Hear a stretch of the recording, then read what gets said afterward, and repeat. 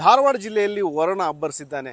ಧಾರಾಕಾರ ಮಳೆಯಿಂದಾಗಿ ಜನಜೀವನ ಅಸ್ತವ್ಯಸ್ತಗೊಂಡಿದೆ. ಹುಬ್ಬಳ್ಳಿ, ಧಾರವಾಡ ಇರಬಹುದು, ಬೇರೆ ಬೇರೆ ಜಿಲ್ಲೆಯ ವಿವಿಧ ತಾಲೂಕುಗಳಲ್ಲೂ ಸಹ ವರುಣನ ಎಫೆಕ್ಟ್ ಜೋರಾಗಿದೆ. ಇದರಿಂದಾಗಿ ಸಾವು ನೋವುಗಳು ಸಂಭವಿಸೋದು ಒಂದು ಕಡೆ ಆದರೆ ಜನಜೀವನವೂ ಸಹ ಅಸ್ತವ್ಯಸ್ತಗೊಳ್ಳುವಂಥ ಪರಿಸ್ಥಿತಿ ನಿರ್ಮಾಣವಾಗಿದೆ. ತಗ್ಗು ಪ್ರದೇಶದ ಮನೆಗಳಿಗೆ ನೀರು ನುಗ್ಗಿ ಅವಾಂತರ ಸೃಷ್ಟಿಯಾಗಿದೆ.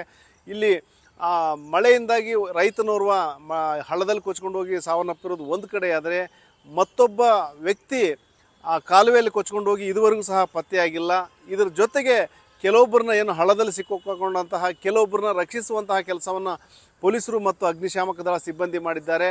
ಇಡೀ ದಿನ ಒಂದು ರೀತಿಯಲ್ಲಿ ಕಾರ್ಯಾಚರಣೆ ಅನ್ನೋ ರೀತಿಯಲ್ಲಿಯೇ ಒಂದಲ್ಲ ಒಂದು ರೀತಿಯ ಒಂದು ಕಾರ್ಯಾಚರಣೆಗಳು ಹುಬ್ಬಳ್ಳಿಯಲ್ಲಿ ನಡೆದವು.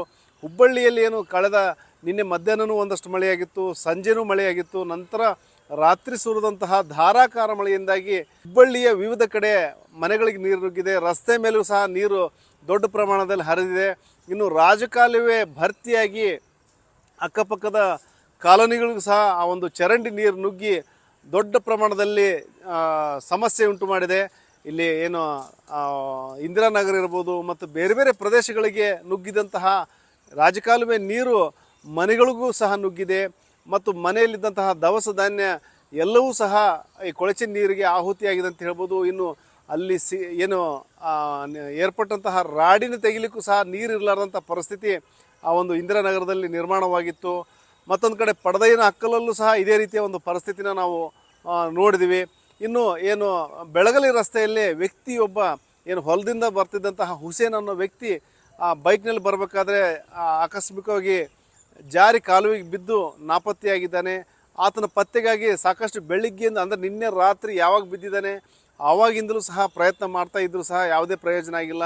ಇದುವರೆಗೂ ಸಹ ಹುಸೇನ್ನ ಒಂದು ಸುಳಿವು ಸಿಕ್ಕಿಲ್ಲ. ಆತ ಒಂದು ಕಿಲೋಮೀಟರ್ ಅಂತರದಲ್ಲಿ ಆತನ ಚಪ್ಪಲಿ ಸಿಕ್ಕಿದೆ, ಬಿಟ್ಟರೆ ಬೇರೇನೂ ಯಾವುದೇ ರೀತಿಯ ಸುಳಿವು ಸಿಕ್ಕಿಲ್ಲ. ಅದು ಏನು ಹಳ್ಳದಲ್ಲಿಯೇ ಅಂದರೆ ಕಾಲುವೆನಲ್ಲಿ ಕೊಚ್ಕೊಂಡು ಹೋಗಿ ಮುಂದೆ ಹಳ್ಳದಲ್ಲಿ ಹೋಗಿರ್ಬೇಕು ಅನ್ನೋ ಒಂದು ಕೊಚ್ಕೊಂಡು ಹೋಗಿರ್ಬೇಕು ಅನ್ನೋ ಒಂದು ಅನುಮಾನ ಶಂಕೆ ವ್ಯಕ್ತವಾಗಿದೆ. ತಹಶೀಲ್ದಾರ್ KR ಪಾಟೀಲ್ ನೇತೃತ್ವದಲ್ಲಿ ಇವತ್ತು ಅಗ್ನಿಶಾಮಕ ದಳ ಸಿಬ್ಬಂದಿ ಮತ್ತು ಪೊಲೀಸರು ಶೋಧ ಕಾರ್ಯ ನಡೆಸಿದರು. ಆದರೆ ಯಾವುದೇ ಪ್ರಯೋಜನವಾಗಿಲ್ಲ. ನಿನ್ನೆ ಆದಂಥ ಮಳೆ ಘಟನೆಗೆ ನಮ್ಮ ಸಾರ್ವಜನಿಕರು ಈ ತಮ್ಮ ಹೊಲದಲ್ಲಿ ಕೆಲಸ ಮಾಡಿಕೊಂಡು ವಾಪಸ್ ಬರೋಗ ಹುಸೇನ್ ಸಾಬ್ ಅಂತ ನಮ್ಮ ನೀರಿನ ರಭಸಕ್ಕೆ ಒಬ್ಬರು ಕೊಚ್ಕೊಂಡು ಹೋಗಿದ್ದಾರೆ. ಸೊ ಅವನ ಪಕ್ಕದಲ್ಲಿರುವಂಥ ಅದೇ ಬೈಕ್ದಲ್ಲಿ ಬರುವಂಥ ವ್ಯಕ್ತಿ ಒಬ್ಬ ರಫೀಕ್ ಅಂತ ನಮಗೆಲ್ಲ ಮಾಹಿತಿ ಕೊಟ್ಟ. ಸುಮಾರು ಇದು ನಿನ್ನೆ 10:30 11:00 ನಮ್ಮ ಮಾಹಿತಿ ಬಂತು.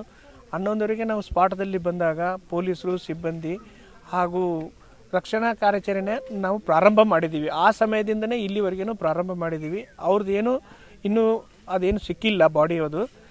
ಆದರೆ ಅವನು ಏನು ಹೋಗಿದ್ದಲ್ಲ ಆ ನಾಲದಲ್ಲೇ 1.5 ಕಿಲೋಮೀಟರ್ ನಂತರ ಒಂದು ಚಪ್ಪಲಿ ಅವ್ರದ್ದು ಸಿಕ್ಕಿದೆ, ಅವ್ರು ಹಾಕ್ಕೊಂಡಿದ್ದಂಥ. ಆ ಸಮಯದಲ್ಲಿ ನಾವೆಲ್ಲರೂ ಇನ್ನೂ ಪ್ರಯತ್ನ ಮಾಡ್ತಾ ಇದ್ದೀವಿ. ನಿನ್ನೆ ಆದಂಥ ಮಳೆ ಘಟನೆ ಅಂದರೆ ಸುಮಾರು ವರ್ಷದಿಂದನೇ ಇಷ್ಟೊಂದು ಮಳೆ ಆಗಿರಲಿಲ್ಲ. 150 mm ಮಳೆ ಆಗಿದೆ ನಿನ್ನೆ. ಆ ಮಳೆಯಿಂದ ಪೂರ್ತಿಯಾಗಿ ನಮ್ಮ ಹುಬ್ಬಳ್ಳಿ ಧಾರವಾಡ ಸ್ವಲ್ಪ ಅಸ್ತವ್ಯಸ್ತ ಆಗಿದೆ.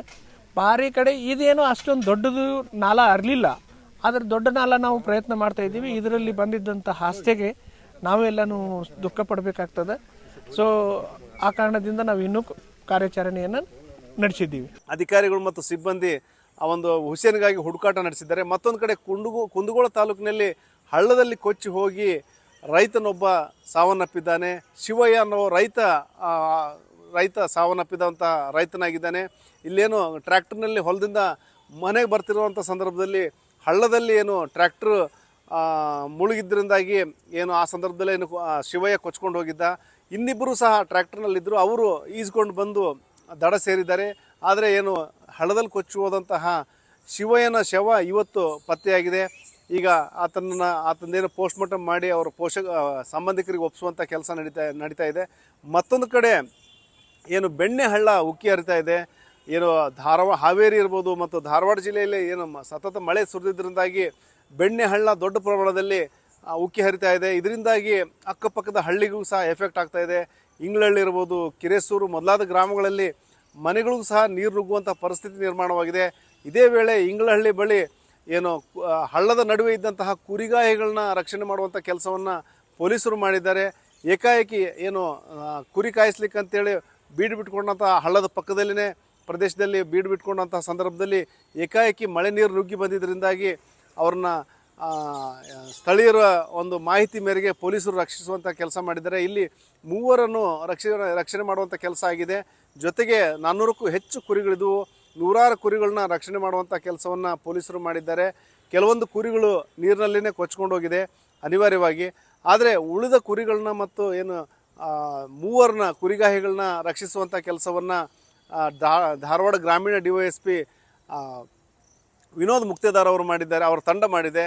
ಮತ್ತು ಇದೇ ವೇಳೆ ಏನು ಕಿರೇಸೂರು, ಇಂಗಳಹಳ್ಳಿ ಮೊದಲಾದ ಗ್ರಾಮಗಳಲ್ಲಿ ಸಾವಿರಾರು ಎಕರೆ ಪ್ರದೇಶದಲ್ಲಿ ಏನು ಈಗೇನು ಬೆಣ್ಣೆ ಹಳ್ಳ ಹರಿಯುತ್ತೆ, ಕುಂದಗೋಳ ತಾಲೂಕು ಇರ್ಬೋದು, ಹುಬ್ಬಳ್ಳಿ ತಾಲೂಕು ಇರ್ಬೋದು, ನವಲಗುಂದ ತಾಲೂಕು ಮೊದಲಾದ ಈ ಒಂದು ಬೆಣ್ಣೆ ಹಳ್ಳ ಉದ್ದಕ್ಕೂ ಸಹ ಅಕ್ಕಪಕ್ಕದ ಗ್ರಾಮಗಳಿಗೆ ನೀರು ನುಗ್ಗೋದ್ರ ಜೊತೆಗೆ ಸಾವಿರಾರು ಎಕರೆ ಪ್ರದೇಶದಲ್ಲಿ ಏನು ಬಿತ್ತನೆ ಮಾಡಿದ್ರು ಆ ಬೆಳೆನೂ ಸಹ ಜಲಾವೃತಗೊಳ್ಳುವಂತಾಗಿದೆ. ಹೀಗಾಗಿ ಲಕ್ಷಾಂತರ ರೂಪಾಯಿ ಹಾನಿಯಾಗುವಂಥ ಪರಿಸ್ಥಿತಿ ಇಲ್ಲಿ ನಿರ್ಮಾಣವಾಗಿದೆ.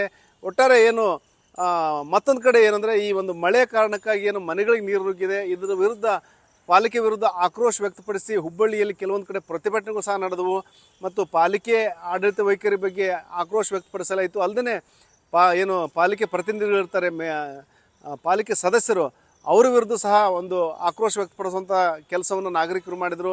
ಪ್ರತಿ ಬಾರಿ ಈಗೇನು ಮಳೆ ಬರ್ತದೆ, ಮಳೆ ಬಂದಂಥ ಸಂದರ್ಭದಲ್ಲಿ ಮನೆಗಳಿಗೆ ನೀರು ನುಗ್ಗುತ್ತೆ, ದವಸ ಧಾನ್ಯ ಹಾಳಾಗುತ್ತೆ ಮತ್ತು ನಮ್ಮದು ಜನಜೀವನನೇ ಅಸ್ತವ್ಯಸ್ತ ಆಗೋ ಪರಿಸ್ಥಿತಿ ನಿರ್ಮಾಣವಾಗುತ್ತೆ. ಆದರೆ ಮಳೆಗಿಂತ ಮುಂಚೆ ಯಾವುದೇ ರೀತಿಯ ಮುನ್ನೆಚ್ಚರಿಕಾ ಕ್ರಮ ಕೈಗೊಳ್ಳದ ಪರಿಣಾಮ ಇದೆಲ್ಲವೂ ಸಮಸ್ಯೆ ಆಗ್ತಾ ಇದೆ ಅಂತೇಳಿ ನಾಗರಿಕರು ಆಕ್ರೋಶ ವ್ಯಕ್ತಪಡಿಸಿದ್ದಾರೆ. ಜೊತೆಗೆ ಶಾಶ್ವತ ಪರಿಹಾರ ಕಲ್ಪಿಸಬೇಕಂತೇಳಿ ಜನತೆ ಆಗ್ರಹಿಸಿದೆ. ಒಟ್ಟಾರೆ ಏನು ಸತತ ಮಳೆಯಿಂದಾಗಿ ಸಾಕಷ್ಟು ಅವಾಂತರಗಳು ಸೃಷ್ಟಿಯಾಗಿದೆ, ಜನಜೀವನ ಅಸ್ತವ್ಯಸ್ತಗೊಳ್ಳುವಂಥ ಪರಿಸ್ಥಿತಿ ನಿರ್ಮಾಣವಾಗಿದೆ. ಸದ್ಯಕ್ಕೆ ಮಳೆರಾಯ ಬಿಡುವು ಕೊಟ್ಟಿದ್ದಾನೆ. ಆದರೆ ಮತ್ತೆ ಏನಾದರೂ ಮಳೆ ಬಂದಲ್ಲಿ ಖಂಡಿತ ಮತ್ತಷ್ಟು ಸಮಸ್ಯೆಗಳು ಎದುರಾಗುತ್ತೆ. ಶಿವರಾಮ ಸುನಿ, ನ್ಯೂಸ್ 18 ಹುಬ್ಬಳ್ಳಿ.